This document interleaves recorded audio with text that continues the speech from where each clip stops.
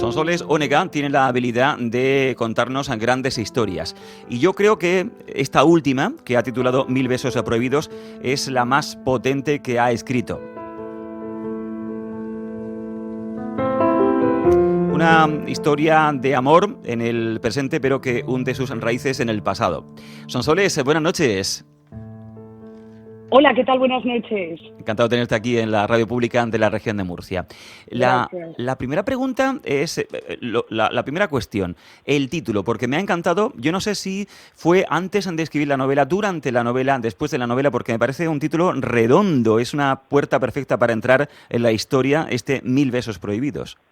Pues tienes razón en que al hacer esa pregunta, porque no fue una novela que tuviera un título claro desde el principio, fue evolucionando y al final concluimos porque yo trabajo siempre mano a mano con mis editoras, que era un título que hacía alusión perfecta a la historia que estábamos contando, sin duda sin saber que podía resultar profético, ¿no? En estos tiempos de besos prohibidos, de abrazos condenados y de un momento tan complicado para expresar las emociones, ¿no? Así que no se titulaba así inicialmente. No te diré cómo se titulaba, no es que le guste más a tus oyentes. ¿Por qué es tan poderoso ese amor que vuelve del pasado? Pues no lo sé, supongo que cada uno tendrá una razón para entenderlo, pero es verdad que el poder de los amores reencontrados es fabuloso, ¿no? Es magnífico y hace del amor el centro de las vidas de quienes viven una historia así. Yo tenía ganas de bucear en una historia que uniera a dos personajes a los que la vida les había separado por razones diversas, en el caso de estos personajes, pues por circunstancias dramáticas, pero cuando dos personas que han convivido y han vivido un amor sincero de adolescencia casi o de primera juventud, en el que todo lo que se dicen es verdad y no está pasado por el tamiz de los prejuicios, de las complicaciones de la vida, es más puro si quieres, y por eso lo hace absolutamente delicioso. El encuentro entre ellos supone como tú decías, una segunda oportunidad, demostrando que no todas las segundas oportunidades, por lo tanto, son malas, y sobre todo para ellos es como tocar tierra firme, como llegar a ese puerto en el que ya estuvieron una vez amarrados y fueron razonablemente felices, ¿no?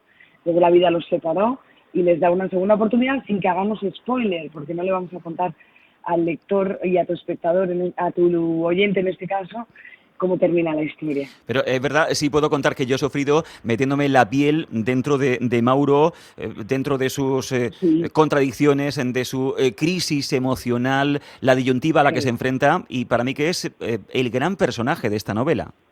Fíjate, pues me encanta que me lo digas porque también ha sido el más complicado de tallar y de perfilar.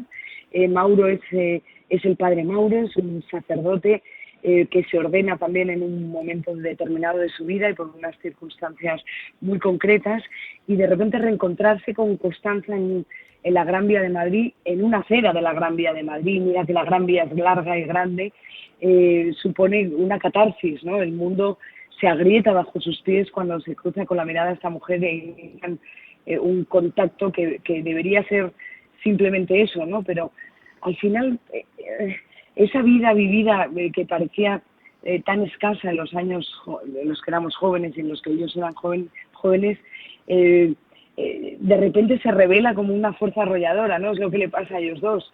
Y es bonito que así sea. Yo creo que del amor solo podemos esperar grandeza, ¿no? Y es la fuerza más poderosa que tiene el ser humano para construir, y lo contrario es pues una bomba atómica o un arma de destrucción masiva. O sea que yo reivindico el amor permanentemente en todas las facetas de la vida, que no son necesariamente la relación entre un hombre y una mujer. Yo comentaba lo de Mauro porque justamente hace de contrapunto a ese mundo que se encuentra laboralmente Constanza. Sí, fíjate que hay un momento en el que Constanza piensa, Mauro tiene algo en lo que creer y yo no.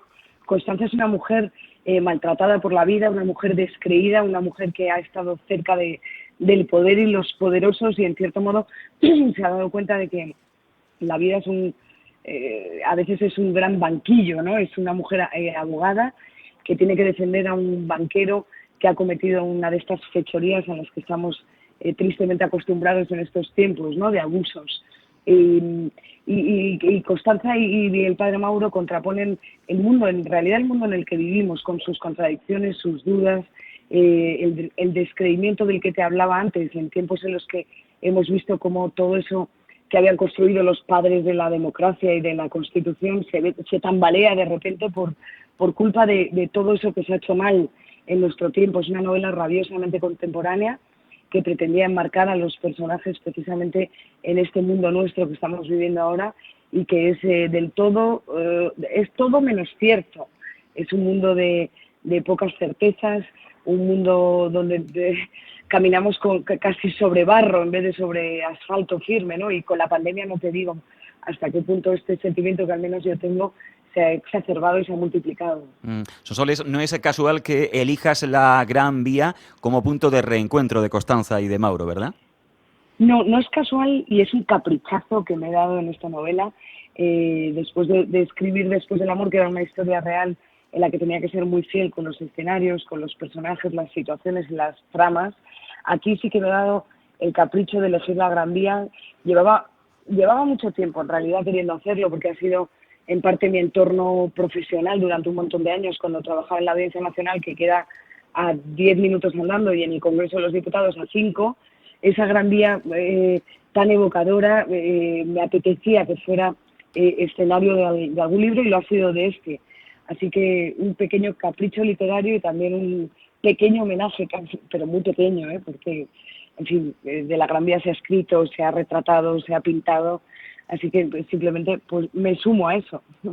Y era también muy importante, Sonsoles, que contextualizaras la historia que quieres contarnos, esta historia apasionada, en una etapa muy concreta de nuestra España, la década de los 60, de ahí para adelante. Y claro, ahí también te ha servido tu trabajo periodístico. Digamos que también ahí se nota tu oficio, más allá de contadora de historias de ficción, el hecho de que seas capaz de movernos por esa España a la que volvemos, a la que regresamos en tu novela. Bueno, son tics que están presentes en todas mis novelas. No me puedo abstraer de lo que soy y 24 horas al día soy periodista, ¿no? Así que todo eso que he vivido siendo cronista de tribunales y luego parlamentaria en el Congreso, pues de alguna manera había dejado pozo en mi cabeza, ¿no? Y no me cuesta en ese sentido encontrar las fuentes que te cuentan cómo son las cosas para luego trasladarlas al libro, ¿no? Yo creo que, fíjate, siempre dicen, bueno, escritor y periodista, o periodista y escritor, no sé si el orden altera el producto. Lo que tengo claro es que un periodista puede ser escritor y un escritor no necesariamente puede ser periodista, ¿no? Pero bueno, trabajamos con la misma materia prima, con el mismo ingrediente que es la palabra, las emociones, los sentimientos, y todo eso está ahí, claro. Y hay un personaje también muy poderoso, y fíjate que apenas se habla, se mantiene en una posición silenciosa, y el lector descubrirá por qué, que es Doña Rosalinda. Y esto además, este personaje te permite reflexionar sobre un asunto candente, sobre el derecho a morir dignamente. Sí, es una de mis grandes preocupaciones. Es verdad que ha descendido en el orden de prioridades con la pandemia. Ahora creo que ya no nos preocupamos tanto de eso, pero sí que es un asunto pendiente en nuestra sociedad, a mi juicio ya madura para abordarlo, y está presente en esta novela a través de ese personaje que efectivamente no dice nada porque padece una enfermedad incurable, degenerativa, crónica, de la que no hay ya salida ni tratamiento, ¿no? E intento trasladar al lector qué hacer ante esos casos, ¿no? Sin tener una respuesta, porque no la tengo, y además creo que no existe una respuesta absoluta, ¿no? Es un tema que si siempre acaba en el cajón, en el último cajón de las iniciativas parlamentarias, es precisamente porque los partidos no son capaces de generar un consenso en torno a un asunto tan delicado, con todas las sensibilidades, ¿no? O sea, creo que aquí no podríamos hacer una legislación en blanco o negro, sino que debería incorporar, como te digo, todas las sensibilidades, las ideologías, las emociones en torno a este asunto, pero es necesario hacerlo, ¿no? Y abordarlo. Así que es uno de los temas y de las subtramas de esta historia. Imagino que con esto termino de que eres consciente de que has escrito tu mejor novela. Y no seré yo el primero, ni mucho menos, el que te lo haya dicho. Ahora que estás encontrando miles de lectores que otra vez se lanzan en busca de tus historias. Pues no lo sé. Esto es como decir que el hijo mayor es el mejor o el pequeño el más listo, ¿no? No lo sé. Desde luego tengo claro que es mi novela más personal, que es la novela que he sufrido más, de alguna manera, porque venía de escribir, insisto, después del amor, que recibió una gran acogida por parte de los lectores y me daba muchísimo miedo defraudarlos y que no me reconocieran o que no encontraran el atractivo que habían encontrado en otras historias, ¿no? Así que si tú me dices eso, pues yo me rindo a tus pies. ¿Qué quieres que te diga? Gracias, Sonsoles, por estar aquí con nosotros en la Radio Pública de la Región de Murcia. Felicidades y, por supuesto, que seguimos dentro de tus páginas ante Mil Besos Prohibidos. Gracias y buenas noches. Gracias de corazón. Buenas noches. Despedimos a Sonsoles Onega y quiero que escuchéis un fragmento de esta novela. Queremos ir un poco más allá para ponernos el cebo y para que os lancéis a buscar el placer y las emociones de esta última obra que he escrito, que se llama Mil Besos Prohibidos. Este es un fragmento en audiolibro de la última novela de Sonsoles Onega. Aquella tarde del mes de septiembre, recién estrenado el otoño, ocurrió algo extraordinario en la Gran Vía de Madrid. La capital aparecía envuelta en la nobleza de la última luz del día. Costanza Mendiola, fiscal por oposición y abogada reciente en un bufete, había cogido un taxi para visitar a su cliente. Era banquero, pero no iban a verse en la sede del banco, sino en un apartamento clandestino. Ellos dos solos. Él exigía hacerlo así. «Prefiero que nos veamos en otro sitio», le dijo la primera vez que le escribió en un pósit amarillo la dirección de la Gran Vía. No llegó a pronunciarla en voz alta porque no se fiaba del banco ni de las redes de extorsionadores que poblaban las alcantarillas de las ciudades con parqué. Costanza tenía que preparar con él la declaración en el primer juicio de la gran estafa ante los magistrados del Tribunal Especial, las acusaciones y el fiscal experto en delitos económicos, que llevaba meses, incluso años, estudiando su caso. Se lo sabía al dedillo, así que el banquero acusado tenía que ir bien preparado. Había atasco en el prostíbulo del capitalismo, esa gran avenida que Alfonso XIII y Canalejas jamás imaginaron que se rendiría al consumismo, que el dinero haría llagas en las tiendas pequeñas y se invocarían todos los ismos para matar teatros, camiserías a medida, cafeterías de camareros con pajarita, comercios a los que la alcurnia no les garantizó la eternidad. «Me quedaré por aquí», le dijo Costanza al taxista. «Tardo menos andando». «Como quiera».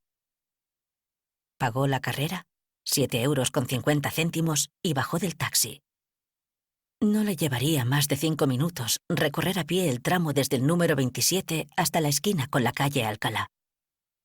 Despegó la mirada del móvil y descubrió que todos miraban el suyo, campando por los márgenes de las aceras, sin reparar en el rojo del semáforo o en el coche eléctrico que ya no hacía ruido al avanzar sinuoso por el asfalto de la ciudad minada de objetivos y cámaras. Cámaras que todo lo ven y que aquella tarde, a las 6:07, registraron la siguiente imagen. Mujer vestida con gabardina beige, bota de tacón hasta la rodilla, maletín brocado en la mano izquierda. Se baja de un taxi y se encuentra con un hombre alto, forrado con abrigo negro. Negros son también el pantalón y los zapatos. Las pantallas no registraron la magia del momento, ni lo que él sintió cuando la vio, ni el temblor de sus manos en la despedida. Era ella y solo ella, Costanza Mendiola, sin atributos, desnuda de avalorios. Esencial. La única mujer de sus recuerdos, la única a la que había amado, surgía entre la multitud tal y como la había archivado su memoria. Parecía de hierro, pero seguía siendo de cristal, hermosa y frágil. Mauro, el primer hombre al que ella había deseado, el que se marchó sin decir nada. Un cuerpo a acuarela que se fue difuminando en el horizonte, pero que nunca dejó de estar, Y por eso, aunque el tiempo corrió veloz en sus vidas, el hombre volvió a ser en la Gran Vía lo que siempre había sido. Todo seguía igual. Había permanecido inalterable. Su sonrisa amplia, su voz profunda y algo desgastada, su mirada de ojos verdes.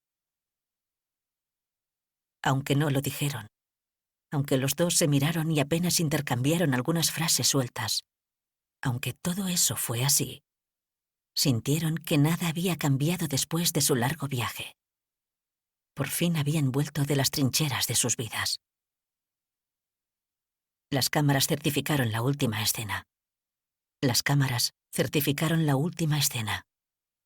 Él la besó en la frente y la dejó marchar. Y en el aire flotó un manto de amargura y el aliento de terciopelo coloreó las palabras. Nunca pensé que volvería a verte, Costanza. Costanza Mendiola caminó rápido hasta el despacho de su cliente. Los pensamientos la recorrieron como una cascada. Aquel día, entendió que nada había sido casual. Pero la casualidad nunca es un desenlace. Club de lectura con Gregorio León.